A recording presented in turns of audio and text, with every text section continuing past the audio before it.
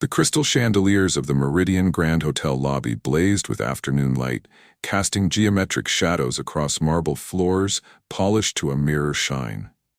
Victoria Sterling walked through the space she had designed herself, but today her steps were not her own. Marcus Volkov moved beside her, half a step back, his hand resting at the small of her back as if guiding a dance partner. Beneath the pressed wool of his black suit jacket, something cold and hard pressed against her spine. A weapon. Victoria knew the rules without being told. No shouting, no running, no reaching for her phone. When she passed the man standing near the concierge desk, she made her move.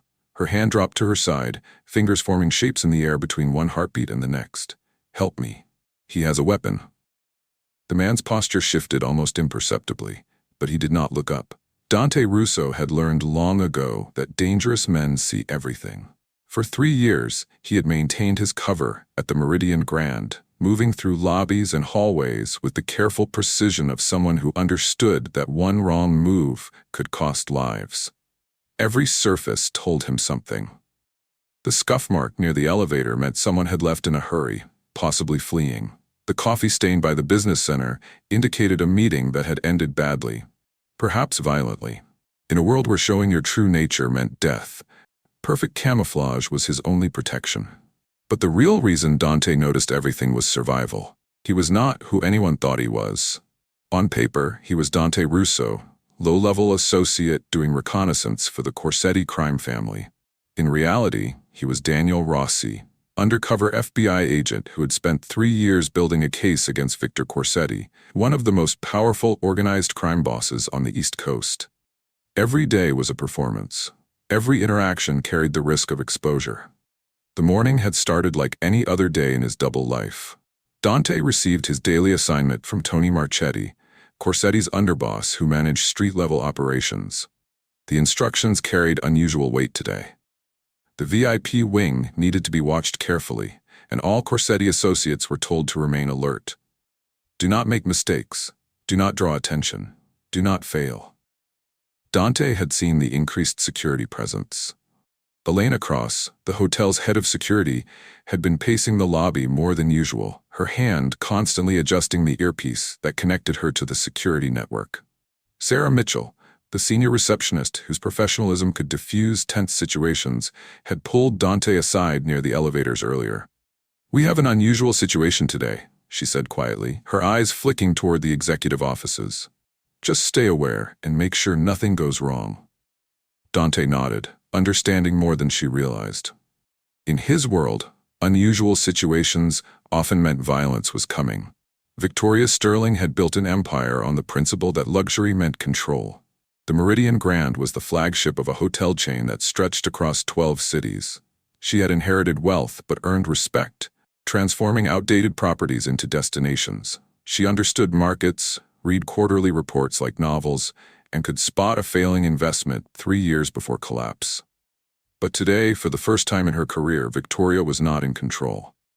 Marcus Volkov had approached her that morning in the parking garage, emerging from behind a concrete pillar. He wore an expensive suit, spoke in measured tones, and held a weapon with casual confidence.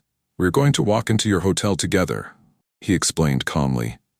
"You are going to smile at your employees. If you signal security or reach for your phone, people will die." The weapon pressed against her back was a constant reminder. Marcus guided her through the lobby, choosing routes with fewer cameras, positioning himself so observers would see a businesswoman and her associate, nothing more. His objective was devastating. In his briefcase was a contract with forged board signatures. If Victoria signed, she would transfer controlling interest to a shell corporation. The contract included clauses that would activate immediately, stripping her authority and making her termination inevitable. Marcus chose the hotel because here, surrounded by employees and legacy, Victoria would maintain appearances. She could not scream in a 5-star lobby, but Victoria had one advantage Marcus had not anticipated. 3 years ago, she had sponsored a program supporting deaf children, funding scholarships and equipment. During the launch, she attended classes, watching teachers and students communicate with their hands, their whole bodies. The experience moved her to enroll in a basic sign language course, learning enough to greet students and understand simple conversations. She never imagined this gesture would become a survival tool. When she passed the man near the concierge desk, Victoria made a decision in 3 seconds. The man stood with controlled stillness that spoke of training, of discipline. More importantly, she recognized something in his bearing. During her security briefings, Elena had mentioned increased activity from organized crime groups attempting to use the hotel for meetings. This man fit the profile of someone connected to that world, someone who would understand danger, someone who might know how to handle violence. If anyone could read her silent cry and respond without triggering a massacre, it would be someone from that world. Her fingers moved with practiced precision. "Help me." Gun. Forced contract. Do not look up.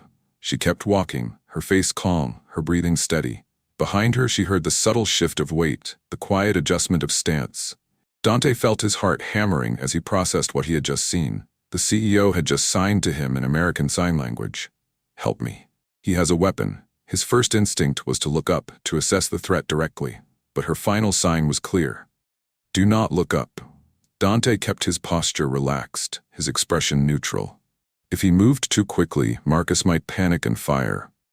If he called for backup immediately, Victoria would be alone with an armed man. If he did nothing, he would carry that weight forever. He had 90 seconds to decide. Dante thought of the 3 years he had spent building this cover, the countless hours of pretending to be someone he was not. He thought of the promise he made when he joined the FBI to protect civilians, even when protection meant risking everything. But he also thought of his real mission. Victor Corsetti was supposed to be meeting someone at this hotel today. If Dante broke cover now, 3 years of work would disappear. The case would collapse. Corsetti would walk free. Yet a woman was being held at gunpoint 10 feet away from him. There was no choice. There never had been. Dante Russo was not supposed to exist. Daniel Rossi, the man beneath the carefully constructed identity, had died on paper 3 years ago in a car accident outside Newark. His funeral had been attended by 12 people, mostly FBI personnel pretending to be distant relatives. His apartment had been cleaned out, his belongings sold or destroyed, his entire life erased so completely that even his own mother believed he was gone. She had cried at the funeral. Real tears for a son she thought she had lost. Daniel stood 50 yards away behind dark sunglasses and watched her grieve. That was the moment he understood what undercover work truly cost. Not just time or comfort, but pieces of your soul that you could never reclaim. The FBI had recruited him straight out of Quantico, recognizing something in his psychological profile that suggested he could handle long-term deep cover operations. He had the right background. Italian heritage, grew up in a neighborhood where organized crime was a fact of life, understood the culture and the codes. More importantly, he had the temperament. Calm under pressure, comfortable with moral ambiguity, able to lie convincingly to people he cared about. His handler, Special Agent Catherine Moore, had been blunt during his final briefing before he went under. You will do things that disgust you. You will become friends with people you will eventually help put in prison. You will lie to everyone, every day, for years. And when this is over, you will not be the same person you are now. The question is whether you can live with that. Daniel had said yes. 3 years later, he was no longer certain it had been the right answer. As Dante Russo, he had worked his way into the Corsetti organization through carefully orchestrated circumstances. He had met Tony Marchetti at a gym, struck up conversations about boxing and business, demonstrated useful skills like attention to detail and discretion. When Tony needed someone to watch a property, Dante volunteered. When a more sensitive job came up, Dante proved himself reliable. Slowly, incrementally, he had been pulled deeper into the organization. He collected gambling debts. He drove people to meetings. He stood watch while conversations happened behind closed doors. He never asked questions, never showed ambition beyond doing exactly what he was told, never gave anyone reason to doubt him. The Corsetti family appreciated reliability. In a business where betrayal meant death, a soldier who simply did his job without complaint was valuable. Dante had become part of the landscape, trusted enough to be given real responsibility, but not important enough to attract serious scrutiny. His assignment at the Meridian Grand was supposed to be simple reconnaissance. Victor Corsetti was negotiating a partnership with an East European crime syndicate, and the meeting was scheduled to take place at the hotel. Dante's job was to watch for law enforcement surveillance, report any unusual security presence, and make sure the environment was safe for the meeting. He had been doing this for 6 weeks. Every day, he arrived at the hotel, positioned himself in the lobby, watched the patterns of staff and guests, documented everything. He filed reports that went to Tony, who passed them to Victor. The FBI received copies of everything through a complex system of dead drops and encrypted communications. The case against Corsetti was built on thousands of these small pieces of evidence. Financial records, traced through shell corporations, surveillance footage connecting him to known criminals, testimony from cooperating witnesses who had agreed to testify in exchange for reduced sentences, and Dante's reports, which documented the daily operations of a criminal enterprise in meticulous detail. But evidence was not the same as proof. Prosecutors needed something definitive, something that would convince a jury beyond reasonable doubt. They needed Victor Corsetti on tape, explicitly ordering or discussing criminal activity. They needed him caught in the act of something undeniable. Today's meeting was supposed to provide that evidence. The FBI had approval for electronic surveillance of the VIP conference room. When Corsetti met with his East European partners, every word would be recorded. When he discussed money laundering, drug distribution, and contract killings, federal prosecutors would have everything they needed. Dante had spent 3 years waiting for this moment. 3 years of lies and isolation and moral compromise. 3 years of watching crimes happen and doing nothing because stopping them would blow his cover. 3 years of becoming someone he hated so he could eventually destroy people who deserved destruction. And now, 10 feet away, a woman was being held hostage by an armed man, and Dante had to choose between his mission and her life. There was no real choice. Not for Daniel Rossi, the man who had joined the FBI because he believed in protecting people. Not for the version of himself that still existed beneath the layers of deception. But there would be consequences. If he broke cover now, Corsetti would know there was a federal agent in his organization. The meeting would be canceled. The case would fall apart. 3 years of work would be wasted, and Corsetti would disappear into the wind, probably forever.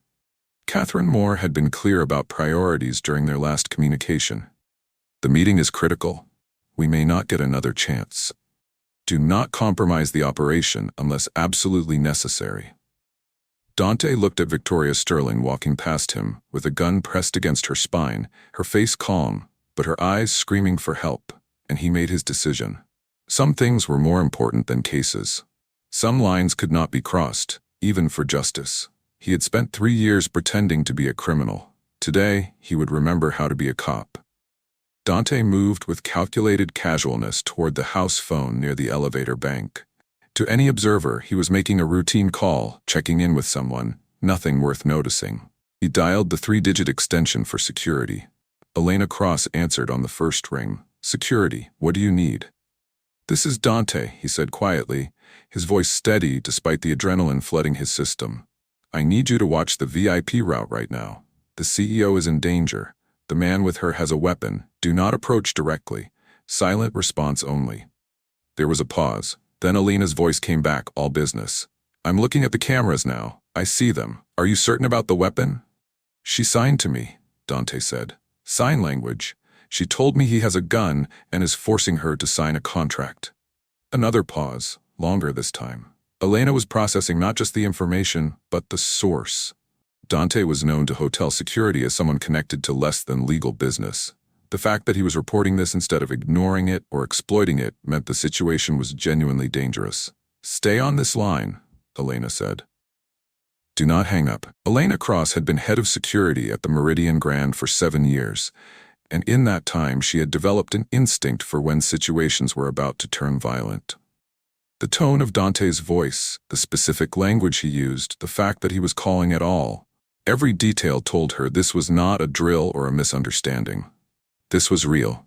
She pulled up the camera feeds on her monitor. cycling through angles until she found Victoria Sterling and the man walking beside her. Marcus Volkov. Elena recognized him from the guest registry, checked in 2 days ago, paid cash for a suite, no unusual activity until now. But the way he positioned himself next to Victoria, the careful attention to camera angles, the hand that never left her back, these were the movements of someone with training. "I'm sending Sarah to create a distraction in the main lobby," Elena said into the phone. "I need you to do something for me. Can you move slowly toward the VIP hallway and create legitimate reasons for delays? Make it look natural. Buy us time to set up a controlled intervention." "I can do that," Dante said, and Elena heard something in his voice that surprised her. Not fear, but resolve. Whatever this man was, whoever he really worked for, he was choosing to help instead of walking away. In her experience, that was rare among people connected to organized crime. Dante hung up the phone and moved with deliberate casualness toward the VIP elevator bank. He positioned himself near a decorative plant display, adjusting the arrangement as if performing routine maintenance duties he had no actual authorization to perform. From this angle, he could see Marcus and Victoria approaching without making direct eye contact. Marcus Volkov was a professional. Dante recognized the signs immediately, the way he scanned exits, the systematic attention to potential threats, the controlled patience of someone who had done this before. This was not an amateur criminal acting on impulse. This was a planned operation, which meant Marcus had backup, had an escape route, had contingencies. Dante cataloged every detail. Marcus's suit jacket was tailored to conceal a weapon but allowed for quick access. His right hand stayed near his hip, ready to draw. His left hand controlled Victoria, maintaining physical contact that would allow him to restrain or harm her instantly if needed. He walked at a pace that looked casual but kept them moving steadily toward their destination. Victoria matched his pace, her face composed but her shoulders tight with tension. She did not look at Dante directly, but he saw her eyes flick toward him once, quick and desperate. She was looking for confirmation that her signal had been received, that help was coming. Dante adjusted another plant and then moved toward the elevator panel. He pressed the service button, then made a show of examining the control system. He did not disable the elevator completely, that would be too obvious, but he did activate a diagnostic mode that would slow response times and require manual override. Marcus and Victoria reached the elevator bank 90 seconds later. Marcus pressed the call button and frowned when the response was delayed. A small indicator light blinked amber instead of green. "Maintenance cycle," Dante said without looking up from the panel. "Should clear in about 2 minutes, or you can take the service stairs." He gestured toward a door marked "Authorized Personnel Only." Marcus studied Dante for a 3-second interval that felt much longer. Dante kept his attention on the elevator panel, his body language suggesting this was routine inconvenience, nothing personal. But he felt Marcus's attention like a physical weight, assessment and calculation happening behind cold eyes. "Service stairs," Marcus said finally. His hand tightened on Victoria's arm, subtle but unmistakable. "Now." Dante watched them turn toward the stairwell door. He counted to 5, then moved toward the housekeeping alcove where Sarah Mitchell was waiting with a radio. "He's taking her to the service stairs," Dante said quietly. "Elena needs to know." Sarah's fingers flew across her radio keypad, sending a coded message through the security network. Then she turned to Dante with an expression of professional assessment. "Who are you, really?" It was a good question, and Dante no longer had a simple answer. "Someone who doesn't want to see people get hurt," he said, which was true enough. Sarah held his gaze for another moment, then nodded. "Elena says to maintain visual contact if possible, but do not engage. Police are staging 3 blocks away. Silent approach." Dante understood the strategy. In a hostage situation with an armed subject in a confined space, the priority was containment and de-escalation. Rushing in would get people killed. The goal was to slow everything down, give negotiators time to arrive, create opportunities for safe resolution. But Dante also understood something Elena and Sarah did not. Marcus Volkov was not here to negotiate. He was here to complete a specific objective, get Victoria's signature on that contract, and then disappear. He had probably planned multiple escape routes. He would have transportation staged. He might have partners waiting. This was an extraction operation, and Victoria was the asset being extracted. Once Marcus had what he needed, Victoria became a liability. The easiest way to eliminate a liability was to eliminate the witness. Dante moved toward the service stairwell, maintaining enough distance that he would not be detected, but close enough to respond if the situation deteriorated. He had spent 3 years learning to think like a criminal. Today, he would use that knowledge to stop one. Behind him, the hotel lobby continued its normal operations. Guests checked in and out. The restaurant prepared for the dinner service. Housekeeping pushed carts through hallways. To everyone except a handful of people, this was an ordinary afternoon at a luxury hotel. But in the service stairwell, a woman was being forced up concrete steps at gunpoint, and every second brought her closer to whatever Marcus had planned. The marble floors in the lobby gleamed with reflected light, holding images of everyone who passed. Dante glanced at his own reflection as he moved toward the stairwell, seeing both versions of himself superimposed. Daniel Rossi, FBI agent, and Dante Russo, criminal associate. Today, he would need to be both. The criminal to anticipate Marcus's moves, the agent to stop him. He pushed open the stairwell door and began to climb, each step a choice, each moment a calculation. 3 years of careful cover building was about to end. But if that was the price of saving a life, Dante would pay it without hesitation. Above him, footsteps echoed on concrete. Below him, backup was coming. And in between, a woman's life hung in the balance of decisions made in seconds. The service stairwell was concrete and steel, all function without aesthetics. Harsh fluorescent lights cast shadows in the corners where security cameras provided coverage. Marcus pushed Victoria upward, his hand on her elbow, the weapon now visible in his other hand. He had stopped pretending. "I had hoped we could do this in a civilized manner," Marcus said, his voice echoing slightly in the enclosed space. "Walk into a nice office, sign some papers, part as business associates, but your hotel seems determined to create complications." Victoria kept climbing, her heels clicking against concrete. Her mind raced through options, all of them bad. Scream, and Marcus would shoot. Fight, and she would lose. Comply, and she would sign away everything she had built. The only hope was that her signal had been understood, that help was coming, that whoever that man was near the concierge desk had the ability to do something. "I don't control elevator maintenance schedules," Victoria said, keeping her voice level. "No," Marcus agreed, "but you do control a great deal else, which is why this contract is necessary. You have built something impressive, Miss Sterling. Unfortunately, you built it on a foundation my associates now own. The debt your grandfather incurred 30 years ago, the leveraged buyouts your father executed, the properties mortgaged and remortgaged, it all comes due eventually. We are simply here to collect." They reached the VIP floor, and Marcus directed Victoria down a hallway toward a small conference room. The room had floor-to-ceiling windows overlooking the city. On the table sat a leather portfolio Marcus had arranged there earlier that morning.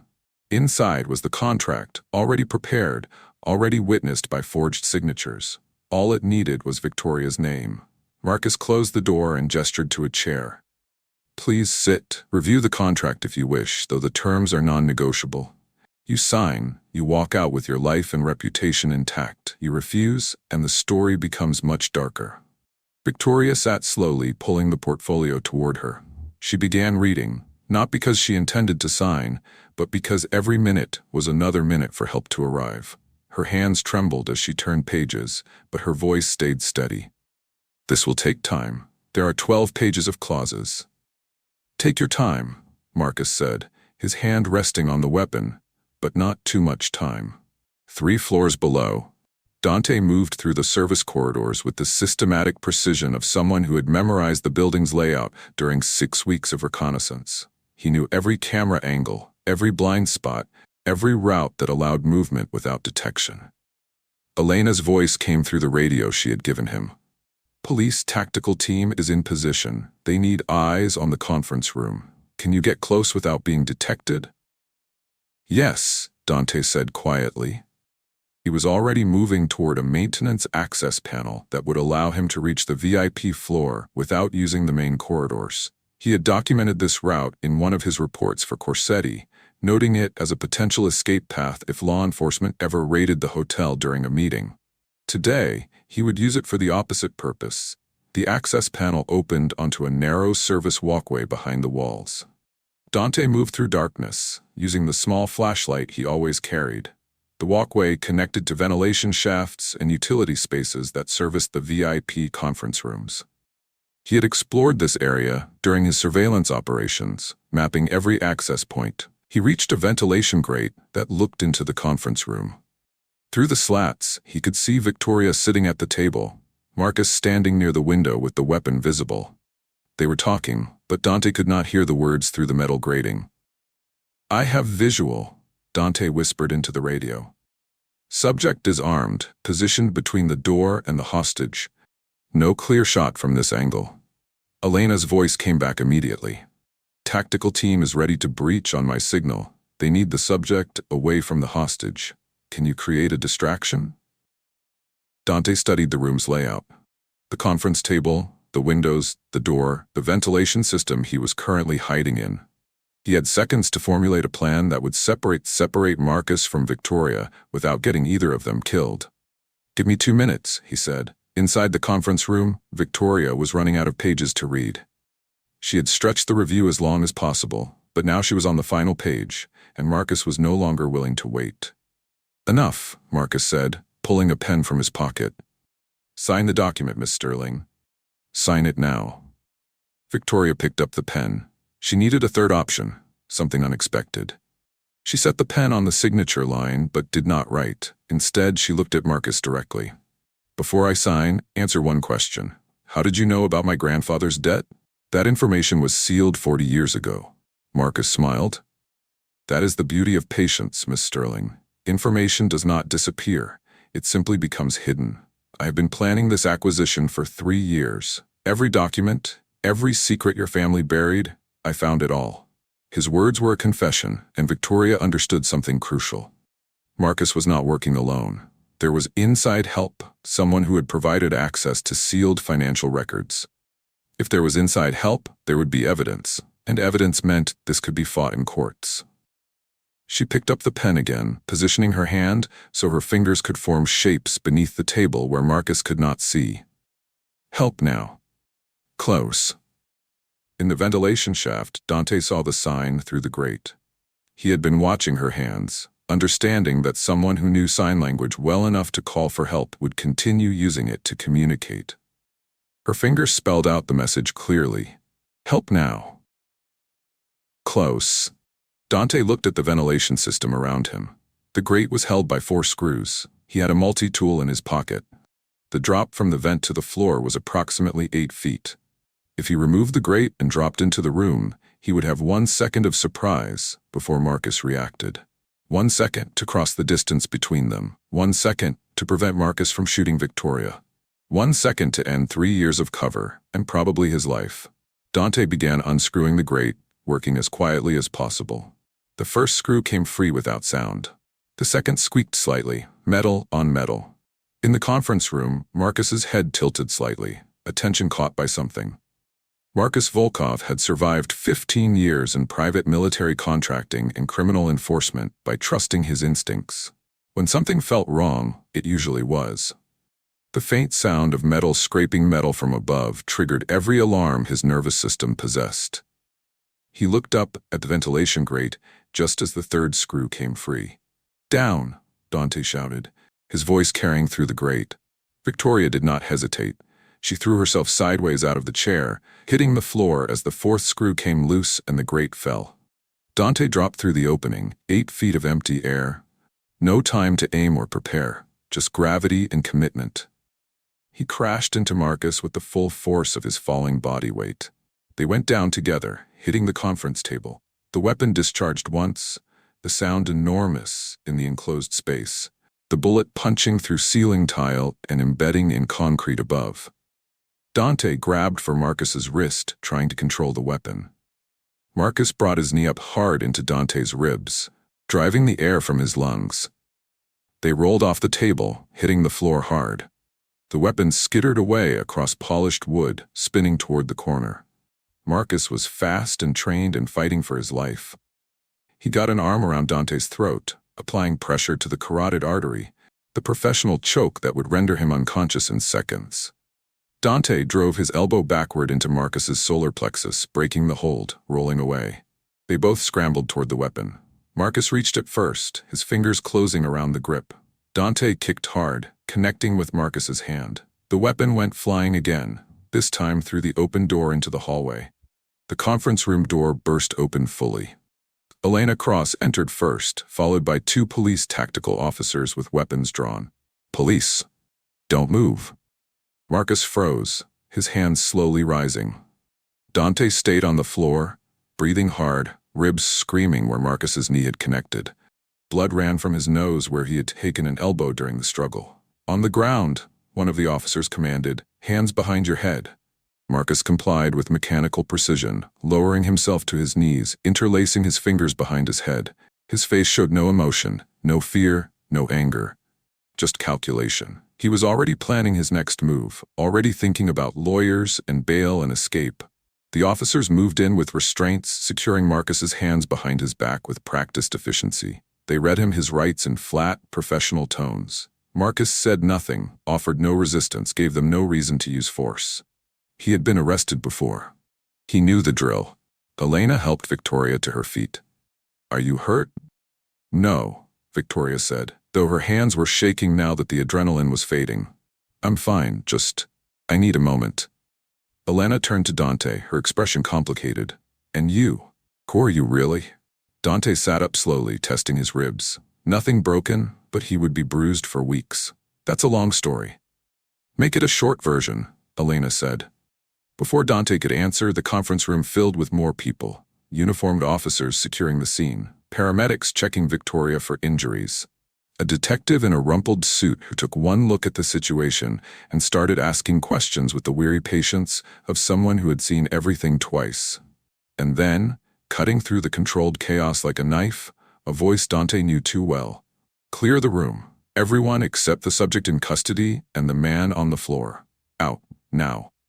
Catherine Moore stood in the doorway, her FBI credentials held high. She was exactly as Dante remembered.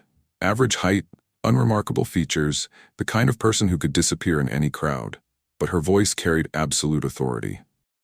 The local officers hesitated, looking to their detective for guidance. The detective looked at Catherine's credentials, then at her face, and made a decision. "You heard her. Clear out. We'll secure the perimeter." The room emptied until only 5 people remained, Marcus in restraints, Dante on the floor, Catherine, and 2 FBI agents who had followed her in. Elena stood in the doorway, refusing to leave her hotel. Catherine looked at Dante with an expression that contained both relief and fury. "You blew 3 years of cover for this?" "For this," Dante agreed, gesturing at Victoria, who was being examined by paramedics in the hallway. "For her, yes." Corsetti's meeting was scheduled for 45 minutes from now. We had surveillance in place, we had warrants, we were going to take down the entire organization today. And you just burned it all. Dante pulled himself to his feet, still breathing hard. She was going to die, Catherine. He was going to make her sign that contract, then kill her to eliminate the witness. I saw it in his eyes. I've spent 3 years studying how these people think. He wasn't planning to let her walk out of here. "You don't know that," Catherine said, but her voice lacked conviction. "Yes, I do." Dante looked at Marcus, who was watching this exchange with intense interest. "And so do you." Marcus smiled. "I want my lawyer." "You'll get one," Catherine said. She turned back to Dante. "You're blown. Corsetti will know there was an agent in his organization within the hour. He'll disappear. The meeting will be canceled. 3 years of work, gone." "I know," Dante said quietly. "But she's alive, and I can live with that trade." Catherine stared at him for a long moment, then she sighed, some of the anger draining from her posture. "You're a good agent, Daniel. But you were right about one thing. You're not the same person who went under 3 years ago. I'm not sure if that's better or worse." "Neither am I," Dante admitted. The FBI agents took custody of Marcus, leading him out of the conference room with professional efficiency. As he passed Dante, Marcus spoke quietly enough that only Dante could hear. "You made a mistake, choosing her over your mission. That kind of weakness will destroy you." Maybe, Dante said, but I'll still be able to look at myself in the mirror. Marcus's expression suggested this was a weakness he could not comprehend. Then he was gone, escorted down the hallway toward whatever justice awaited him. Catherine gestured for Dante to follow her. We need to debrief, then we need to figure out what happens next. Your cover is burned, but that doesn't mean you're useless. We still have your testimony, your documentation, everything you've gathered over 3 years. It might not be enough to take down Corsetti today, but it's not nothing. What about her? Dante asked, nodding toward Victoria. She'll need to give a statement, then she can go home. Catherine paused. You saved her life, Daniel. That matters. I'm angry about the blown operation, but I'm not angry about this. You made the right call. It was the closest thing to approval Dante had heard from Catherine in 3 years. The Meridian Grand Hotel returned to its normal operations with the practiced efficiency of an organization that refused to let crisis become chaos. The conference room was sealed as a crime scene, yellow tape across the doorway. The VIP floor was cleared and secured. Guests on other floors were told there had been a security incident that had been resolved. The restaurant served dinner on schedule. The front desk checked guests in and out with professional smiles. But in the executive offices, Victoria Sterling sat alone, trying to process what had just happened. She had come within minutes of losing everything. Her company, her reputation, possibly her life.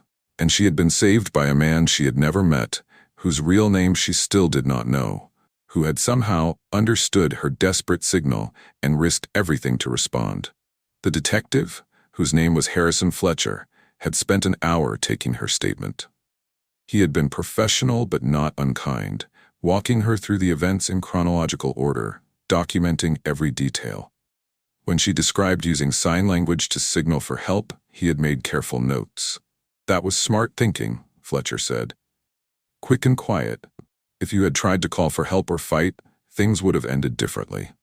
Victoria understood what he meant. Differently meant dead. Now, with the statement completed and the detective gone, she sat in her office and looked at the city beyond her windows. Somewhere in that city, Marcus Volkov was being processed into federal custody. Somewhere, the man who had saved her was being debriefed by the FBI. And somewhere, the life she had built was continuing, intact, because of choices made by people she had never thought to notice. There was a knock on her door. Elena Cross entered without waiting for permission. The FBI took custody of the subject, Elena said. They also took our security footage, our guest records, everything related to Marcus Volkov. They're treating this as part of a larger investigation. And the man who helped? Victoria asked. Dante? Elena's expression shifted, becoming more guarded. According to the FBI, his name is actually Daniel Rossi. He's been working undercover for 3 years, embedded in an organized crime organization. He was here conducting surveillance when you signaled for help. Victoria processed this information slowly. He was a criminal? He was pretending to be one. There's a difference. Elena sat down across from Victoria's desk. He blew his cover to help you. 3 years of undercover work gone because he chose to intervene instead of maintaining his assignment. Why would he do that? Victoria asked. Because some people still believe that protecting innocent lives matters more than closing cases, Elena said, even when it costs them everything. Victoria thought about that for a long moment. Then she made a decision. I want to speak with him. Can you arrange that? Elena hesitated. He's probably in FBI custody right now, being debriefed. It might be days before he's available. Then I'll wait, Victoria said. But I need to speak with him. I need to thank him properly. Elena nodded and left to make the arrangements. Across the city, in a nondescript office building that housed the FBI's Organized Crime Task Force, Daniel Rossi sat in a conference room that smelled of old coffee and newer desperation. He had spent 4 hours being debriefed by Catherine Moore and 2 other agents, walking through every detail of his 3 years undercover. They had documented his entire operation, every report he had filed, every conversation he had recorded, every piece of evidence he had gathered about Victor Corsetti's criminal enterprise. The material was substantial: financial records, surveillance footage, testimony about criminal activities. But without the planned meeting and the recordings they would have obtained, it was not enough to guarantee convictions. "Corsetti will go to ground now," one of the agents said, his frustration evident. "He'll know there was an informant. He'll clean house, eliminate evidence, possibly eliminate witnesses. We might never get another chance at him." "I know," Daniel said quietly. He had known the consequences when he made his choice. That did not make hearing them aloud any easier. Catherine dismissed the other agents, leaving her alone with Daniel in the conference room. She sat down across from him, her expression softer than it had been earlier. "I spoke with the director," she said. "Obviously, you can't return to undercover work. Your face is known, your cover is burned, but your testimony and documentation are still valuable. We're going to need you to testify in several cases, probably over the next year." "And after that?" Daniel asked. "After that, you get your life back. Whatever that means for you now." Catherine paused. 3 years is a long time to be someone else. It changes you. The Bureau offers counseling for agents coming out of deep cover, and I strongly recommend you take advantage of it." Daniel nodded. He could already feel the dissonance, the confusion of no longer needing to maintain Dante Russo's persona, but not quite remembering how to be Daniel Rossi again. For 3 years, he had thought like a criminal, acted like a criminal, justified criminal behavior as necessary for his cover. Switching that off would not be simple. "There's one more thing," Catherine said. "Victoria Sterling wants to speak with you. I told her it would need to wait until after debriefing, but she's insistent, says she needs to thank you properly." "She doesn't need to thank me," Daniel said. "I did my job." "No, you did more than your job. Your job was to maintain cover and gather intelligence. You chose to protect a civilian instead. That was a choice, Daniel, not an obligation." Daniel thought about that distinction. Catherine was right. He had chosen. He could have walked away, let the situation play out, maintained his cover. The fact that he had not made that choice said something about who he was, or who he was trying to be. "Tell her I'll meet with her," he said, "after I figure out who I am again." Catherine smiled slightly. "That might take a while." "Then I guess she'll have to wait." 3 days later, Daniel Rossi stood outside the Meridian Grand Hotel, looking at the building that had been the center of his surveillance operation for 6 weeks. He had documented every entrance, every exit, every security measure. He had watched thousands of people pass through those doors, studying patterns and routines.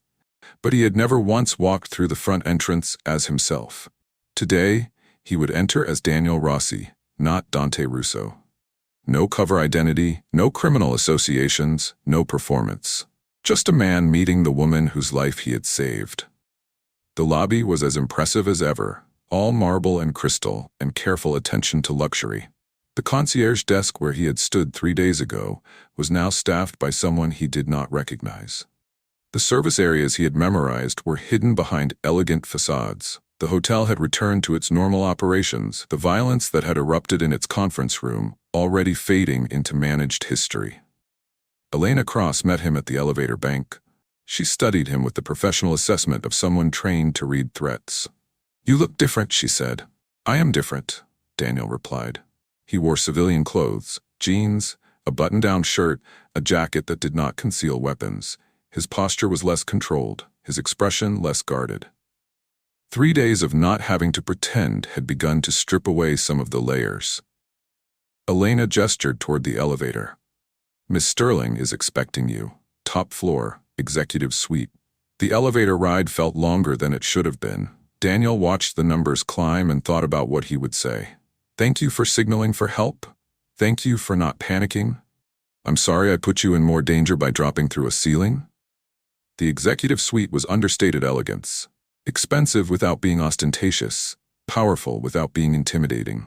Victoria Sterling stood near the window looking out at the city. She turned when Daniel entered. For a moment, neither of them spoke. They had been through violence together, but they had never actually met. Not properly. "Miss Sterling," Daniel said finally, "I'm Daniel Rossi, though you knew me as Dante Russo." "Neither of those names told me who you really were," Victoria said. She gestured to a chair. "Please sit. I've been wanting to speak with you since they took him away." Daniel sat carefully, aware of his still healing ribs. The fight with Marcus had left him bruised but functional. He had been lucky. If Marcus had been armed with a knife instead of losing the gun in the initial struggle, the outcome would have been very different. I wanted to thank you, Victoria continued. Elena told me you were undercover, that helping me meant destroying 3 years of work. That's a sacrifice I'm not sure I can properly comprehend.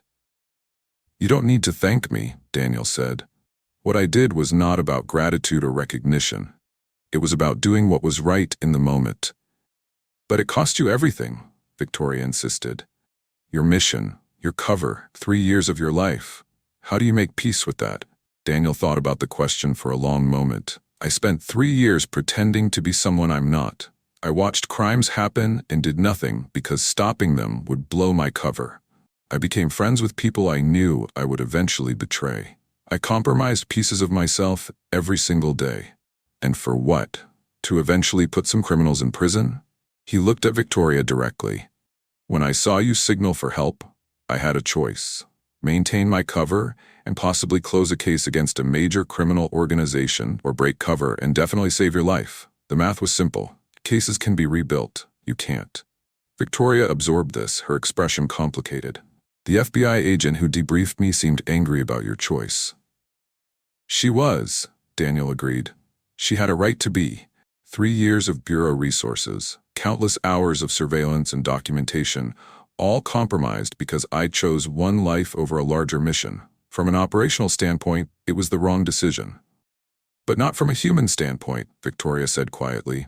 No, Daniel agreed. Not from a human standpoint. They sat in silence for a moment, both processing the weight of that distinction. I've been thinking a lot about visibility, Victoria said finally. About who we see and who we overlook. For 3 years, you were in my hotel, watching everything, and I never noticed you. You were invisible to me, just like so many other people who work in this building. She stood and walked to the window. Marcus told me something while he was forcing me to read that contract. He said he had been planning this for 3 years, that he had inside help, that he knew all my family's secrets. Someone in my organization betrayed me, gave him access to sealed records, provided security schedules, and I never noticed because I was too busy looking at profits and expansion and everything except the people actually working for me. Danielle understood what she was trying to articulate. You can't see everything. No one can. But I should have seen more, Victoria countered. I built systems that made people invisible. I created hierarchies that separated me from the workers who actually made this hotel function. And that separation almost killed me. She turned back to face him. I want to change that. I want to build something better, something that actually protects people instead of just protecting profits. But I don't know how to do that. I don't have the perspective or experience. What are you asking me? Daniel said carefully. Victoria walked back to her desk and pulled out a folder. I'm asking if you would consider working for me. Not as security. Elena has that handled. As a consultant for employee safety and organizational culture. You've spent 3 years studying how criminals exploit vulnerabilities in systems and organizations. I want to use that knowledge to build systems that actually protect the people who work here. Daniel stared at her. I'm not a consultant. I'm a federal agent whose cover just got burned. I don't have credentials in organizational management or corporate culture. You have something better, Victoria said. You have lived experience of being invisible. You understand what it feels like to be overlooked, to have your humanity ignored. And you proved that you'll protect people even when it costs you everything. That's not something I can learn from a textbook or hire from a traditional recruitment pool. She opened the folder and slid it across the desk. This is a proposal. Salary, benefits, flexible schedule. The position would involve reviewing security protocols, interviewing employees, identifying vulnerabilities. More importantly, it would involve helping me understand how to see the people I've been overlooking. Daniel picked up the folder but did not open it. Why me? Why not hire a professional consultant? Because professional consultants have never been invisible, Victoria said simply. They've never worked undercover, never had to pretend to be someone else just to survive, never been forced to see the world from the perspective of people society ignores. You have. And that perspective is exactly what this organization needs.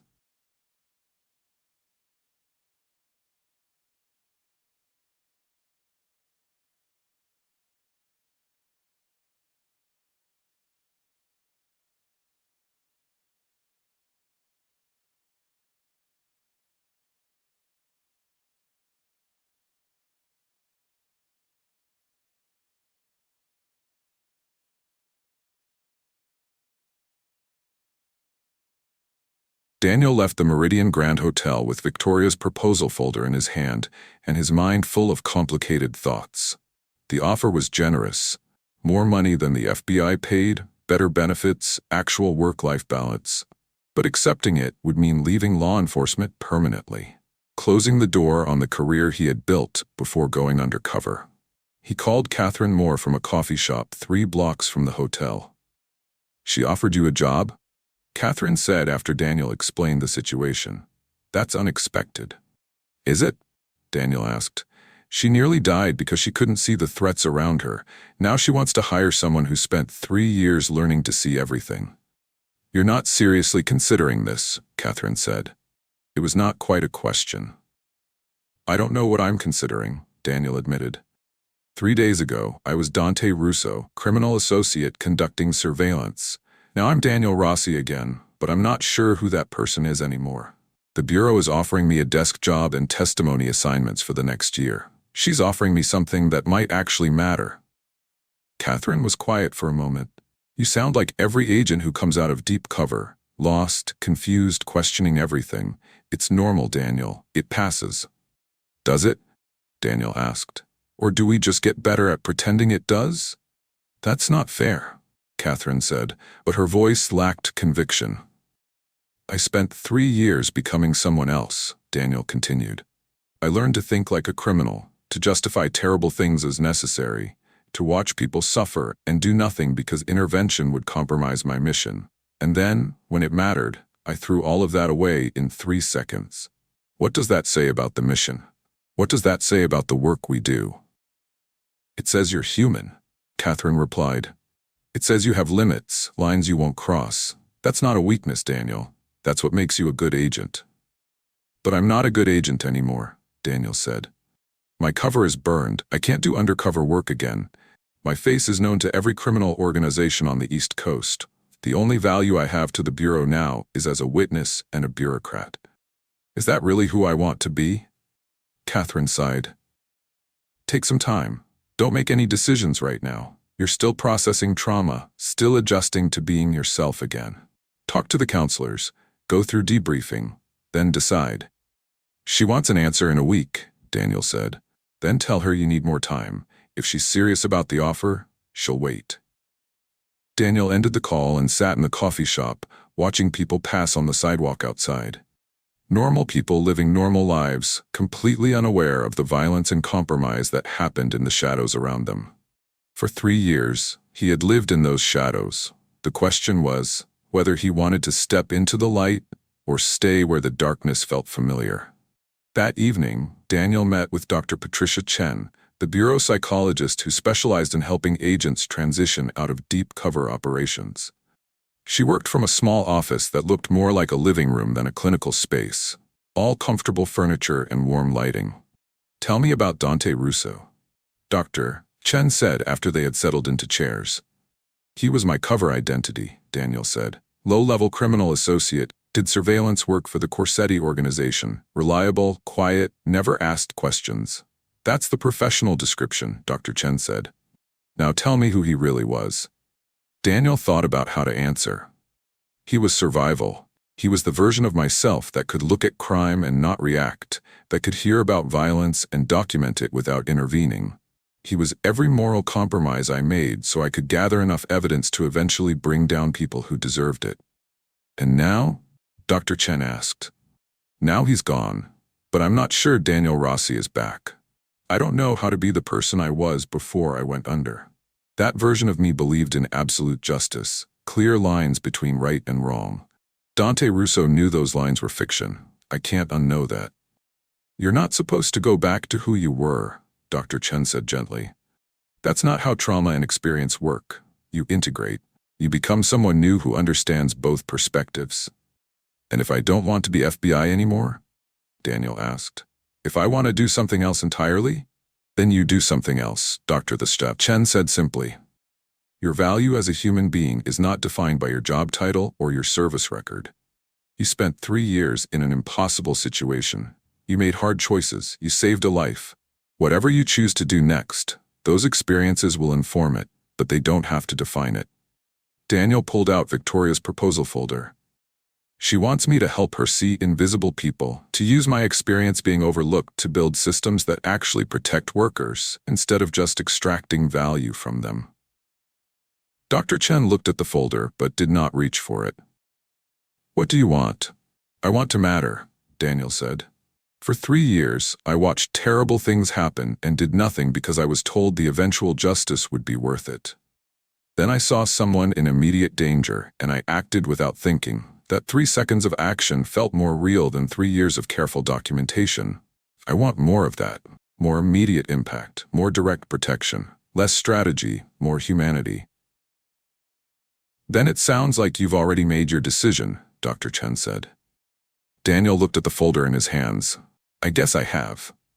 2 days later, Daniel returned to the Meridian Grand Hotel. He found Victoria in her office, working through a stack of documents. She looked up when he entered. "I have your answer," Daniel said. Victoria set down her pen and gave him her full attention. "I'm listening." "Yes," Daniel said. "I'll take the job, but I have conditions." "Name them," Victoria said. "First, I need access to everything: employee files, financial records, security protocols, board meeting minutes. If I'm going to identify vulnerabilities, I need to see the whole system." Victoria nodded. "Agreed." "Second, I report directly to you, not to HR or security or any intermediary. If I find problems, you need to hear about them without filtering." "Agreed," Victoria said again. "Third, I need the authority to speak with anyone in the organization, from executive level to entry level. No restrictions on who I can interview or what I can ask." "That will make some people uncomfortable," Victoria said. "Good," Daniel replied. "Comfortable people don't change, and this organization needs to change." Victoria studied him for a long moment. Then she stood and extended her hand. "Welcome to the Meridian Grand Hotel, Mr. Rossi. I think this is going to be an interesting partnership." They shook hands, and Daniel felt something shift inside him. Not certainty, but purpose. Not closure, but a new beginning. "When do I start?" he asked. "Tomorrow," Victoria said. "We have a lot of work to do."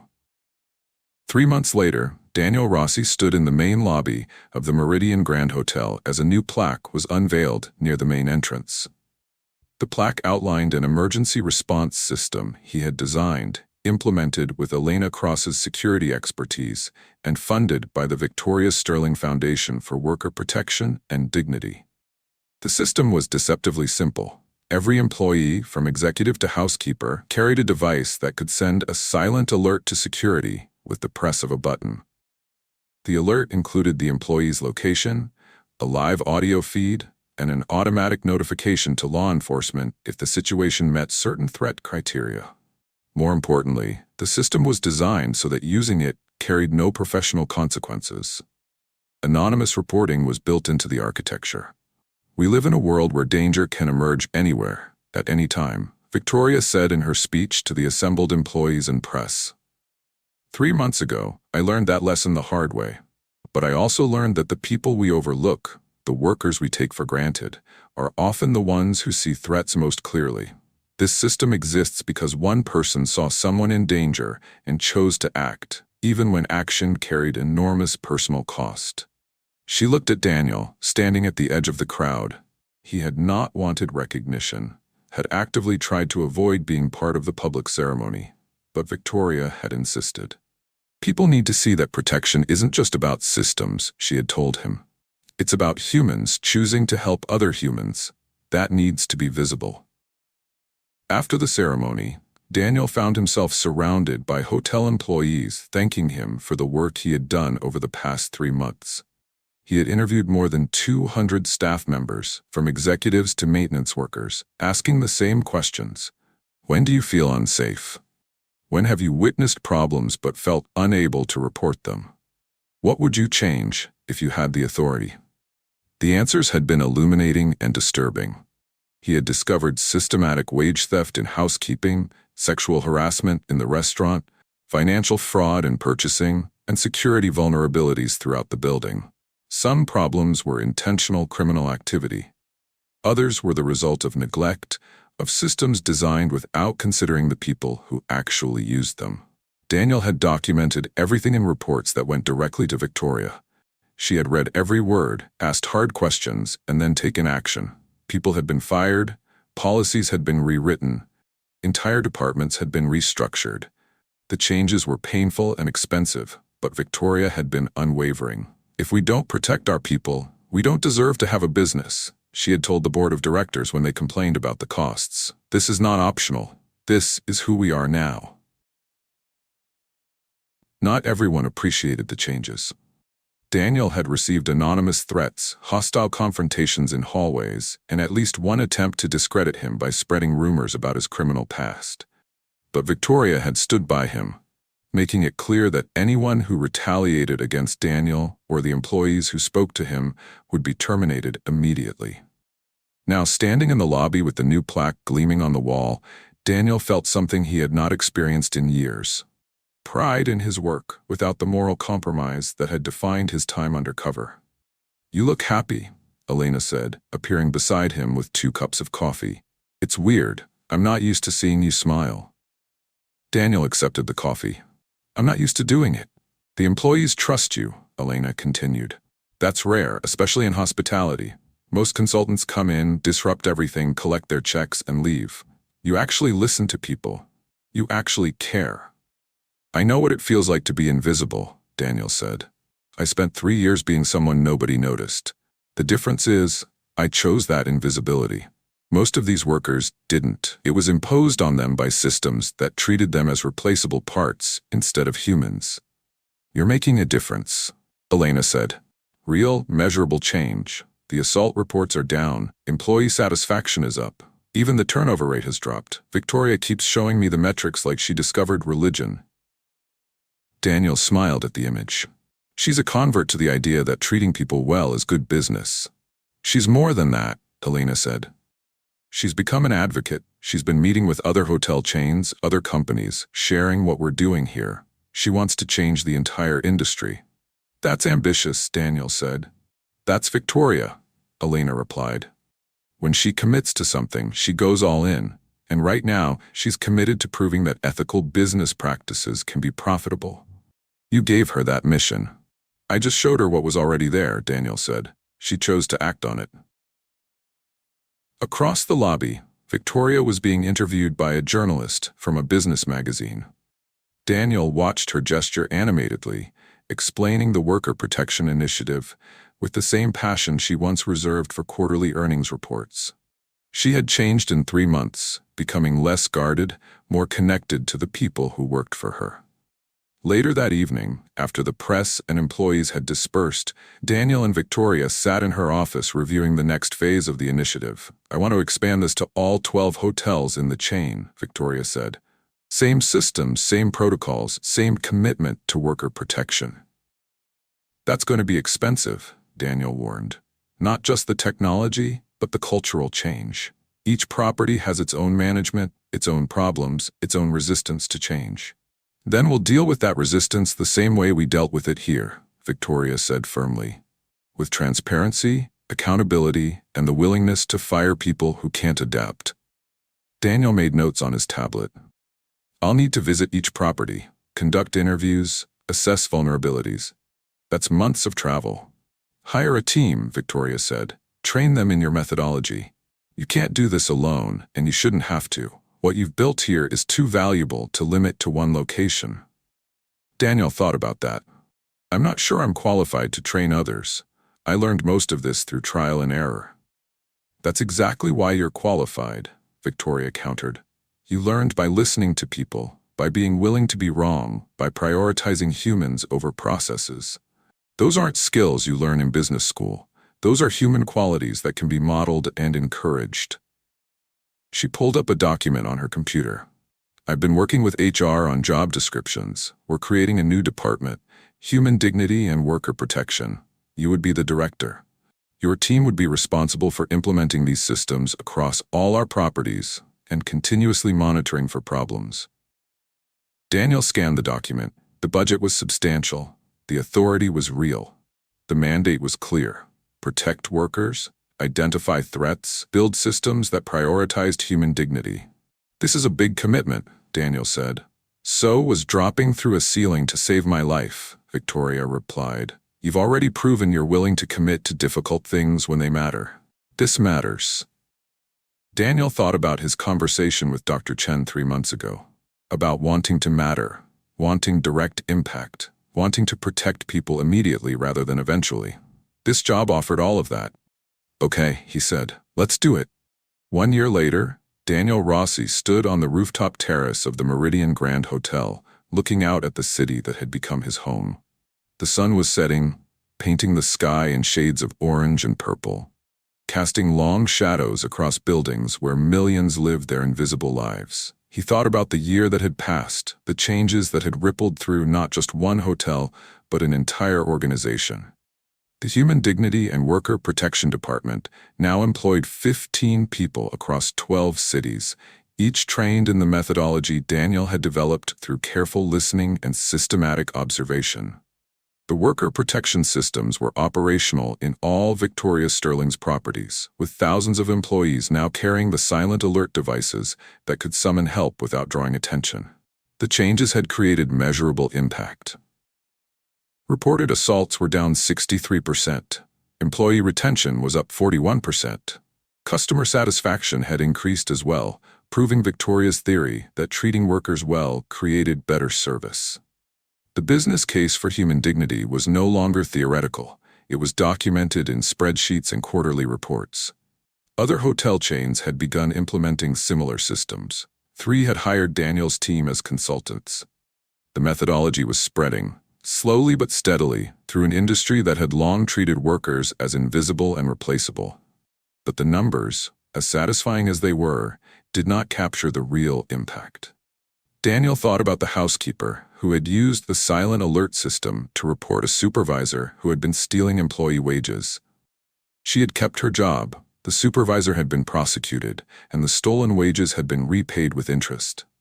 He thought about the maintenance worker who had reported safety violations without fear of retaliation, preventing what would have been a serious accident. He thought about the countless small interventions that never made headlines, but changed individual lives. Behind him, the rooftop door opened. Victoria stepped out, carrying 2 glasses of wine. She handed one to Daniel and stood beside him, looking at the same view. Big day tomorrow, she said. Tomorrow, they were testifying before a congressional committee investigating worker protection in the hospitality industry. Victoria had been invited to explain her company's initiatives. Daniel had been asked to provide expert testimony on systematic vulnerabilities that made workers targets for exploitation and violence. Nervous? Victoria asked. No, Daniel said, surprising himself with the honesty. A year ago, the idea of testifying before Congress would have felt overwhelming. Now it felt like a natural extension of the work he had been doing. Good, Victoria said, because I'm terrified. Daniel glanced at her, saw the tension in her shoulders despite her light tone. You've given presentations to boards, investors, journalists. This isn't different. Yes, it is, Victoria said. Those presentations were about profits and expansion and things I understood. Tomorrow, I'm going to tell powerful people that the systems they've built are designed to exploit vulnerability. That's not going to make me popular. Probably not, Daniel agreed.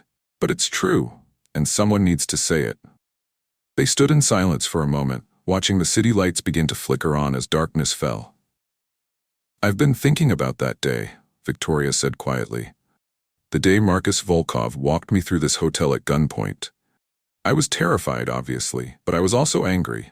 Angry at myself for not seeing the threat coming, for building systems that made me vulnerable, for spending so much time looking at spreadsheets that I forgot to look at people.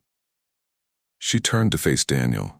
You changed that, not just by saving my life, but by showing me what I had been missing. You taught me to see invisible people, to understand that the workers I overlooked were the ones who saw everything most clearly. You taught yourself that, Daniel said. I just provided some perspective. Don't minimize your impact, Victoria said firmly. You transformed this organization. You've probably saved lives I'll never know about. People feel safer because of the systems you built.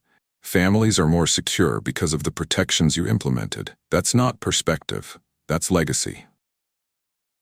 Daniel thought about legacy, about the permanent marks people left on the world.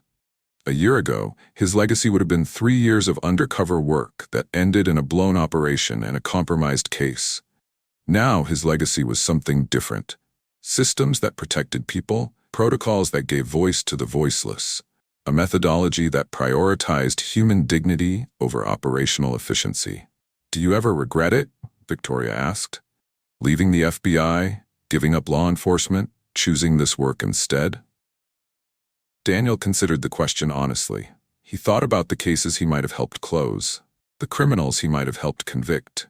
He thought about the career trajectory he had abandoned, the pension he had given up, the identity he had spent years building only to walk away from it. Then he thought about the housekeeper whose wages had been restored, the maintenance worker whose safety concerns had been addressed, the thousands of employees who went to work each day knowing they had systems in place to protect them if danger emerged. "No," Daniel said. "I don't regret it, not even a little bit." Victoria smiled, relief visible in her expression. "Good, because I have a new project I want to discuss with you." "Of course you do," Daniel said, but he was smiling too. "I want to create a foundation that provides resources and training to workers in other industries, not just hospitality, but retail, food service, healthcare, anywhere workers are vulnerable to exploitation. I want to share what we've learned here, help other organizations build similar systems." Daniel looked at her, seeing the determination in her eyes, the commitment to something larger than quarterly profits. "That's ambitious." "I've been told I'm an ambitious person," Victoria said. "Will you help me do it?" Daniel thought about the year ahead, about congressional testimony and new systems and workers he had not yet met but would eventually help protect. He thought about invisible people becoming visible, about dignity restored and safety established, about legacy built one careful decision at a time. "Yes," he said, "let's do it." They stood together on the rooftop as night fell completely, the city blazing with light below them. In offices and restaurants and hotels across that city, workers were finishing their shifts, going home to families, living their lives with marginally more security because two people had chosen to see them. The marble floors in the Meridian Grand Lobby, 12 stories below, gleamed in the artificial light. If anyone had been looking, they would have seen their own reflection looking back, visible, acknowledged, seen. But the real reflection was not in marble or glass. It was in the systems that had been built, the protections that had been established, the fundamental truth that had been proven.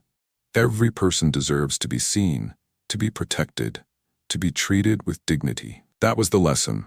That was the gift.